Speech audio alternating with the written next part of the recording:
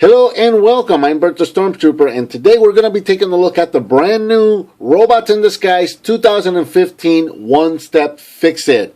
This guy is brand new, released in February of 2015. It's starting to hit stores right now as of the time of this recording, and it's retailing for approximately $10. I literally just found this guy in the shelf last night. I went to the store to pick up some groceries, walked by the toy aisle, and there he was, and he's pretty cool. So, looks like Fixit is going to be the kid-friendly character in the show. I haven't seen any episodes of the show yet. I've just seen a couple of the previews. I know some of the episodes have been released overseas, but I've not had a chance to watch them yet. But just going off of what I've seen in the previews, it seems like Fixit is going to be the kid-friendly character. It seems like they came to Earth in some sort of a prison ship or a cargo ship of some sort, and he was the maintenance guy on the ship, and he's going to be like the weapons and gadget inventor on the show. So he's like the small kid-friendly character. And this figure here is pretty cool. Taking a look at the packaging real quick before we get started on the figure. He's a one-step, so he doesn't come with any instructions. He's just got this this drawing of him in the front with some arrows, and quite honestly, that doesn't really tell you a whole lot. It doesn't really explain how to transform him, I don't think. I just he's pretty self-explanatory. When you take him out of the package, you just kind of do it, but I just found that kind of silly and funny that they put that there. But you've got some artwork here of Fixit himself, and you've got your new Transformers artwork and your scan here. I don't know if this works for the game. I'm going to have to try that out. I downloaded the game for the phone. It's actually pretty fun, so I don't know if this actually does anything on the game, so I'm going to have to try that out. And there's some more artwork of Fixit on the side. And then around the back, you've got product pictures of Fixit, your instructions one more time, more information on the game, and lots of multilingual stuff. We got 4 languages here: English, Spanish, French, and I don't know what the 4th language is. If somebody knows, let me know. I'd love to know what that other language is. And some cross promotions on the bottom of the package there, and that's about it. So there's your packaging, and here is Fixit. So Fixit looks like some sort of weird farming equipment, maybe. I'm not quite sure. It looks like something you would stand. I mean, I don't know what kind of farming equipment you would use drills with, but it looks like he could be loosely based on farming equipment. I'm not sure. I don't really know what to call this, but it looks like something that you would stand.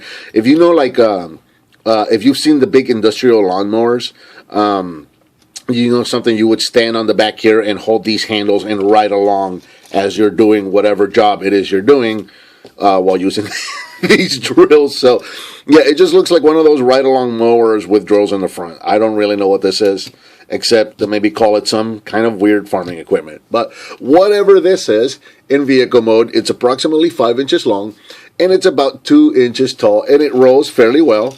And it's, it rolls very well, actually. It's pretty sturdy, even though it is, you can kind of see it wanting to transform because of the one-step. It does actually hold fairly well when you roll it, as you can see. So let me push it from back here. So yeah, there you go. He's holding fairly well in his vehicle mode. So yeah, I'm enjoying this guy a lot. I really like this figure, and so yeah, whatever that is, that's it's a cool. I'm really digging this vehicle mode. I don't know what to call this, but I love it. This is really, really cool. I wish I had a little figure that I could just stand up on here and have him ride along. This is just really, really cool. So here he is next to Warrior Class Bumblebee, so you can see the comparisons there. And I don't know if they're going to be coming up with a Warrior Class on Fixit here.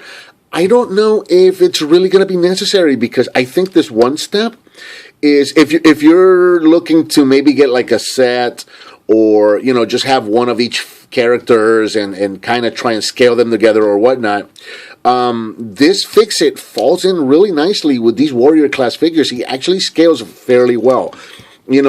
Going off of what I was saying earlier, if you want to call this farming equipment of some sort, I think that scales well with that vehicle.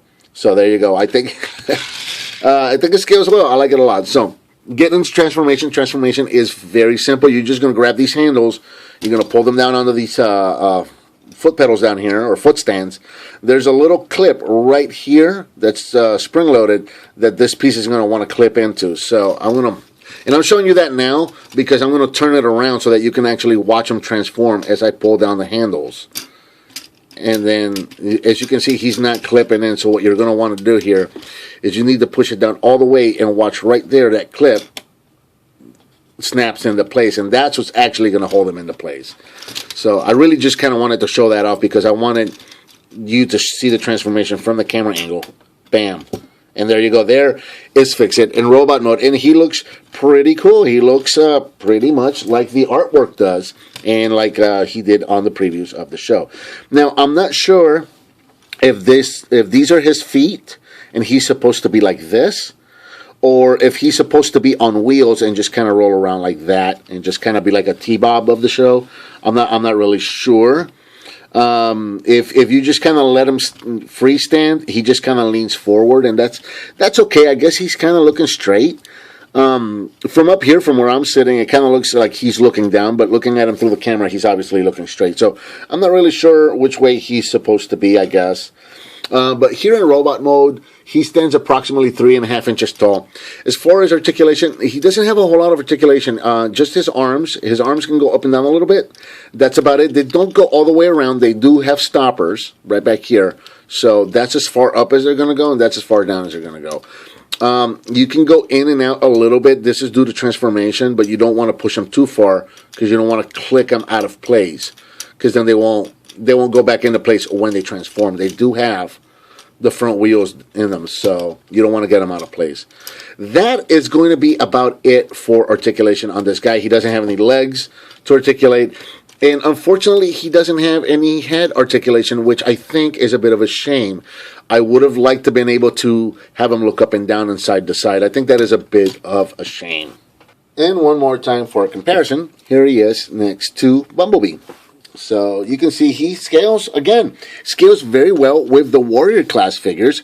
Now, I think when you look at the head size, obviously this guy, I think in robot mode, looks like, his head is twice as big as Bumblebee's, if not 3 times as big. It looks huge. It does look a little disproportionate, I think, when you look at the heads. But overall, size-wise, I think that scales well with the Warrior class figures. So I think that is going to be my official Fixit to go on my Robots in the Sky shelf. I really like that a lot. So yeah, I'm enjoying this figure. I found him last night, and Bumblebee just fell off the shelf, off the table. So okay, I'll have to go and get him later. Murphy's Law, people. If anything is going to go wrong, it's going to happen on camera. So transforming back into vehicle mode, like I said, you just reach back here, or you can pull on this handle right here. It releases that hook, and bam. He goes right back into vehicle mode. So let me do that facing the camera. So there he is in robot mode. Pull on the handle and back to vehicle mode.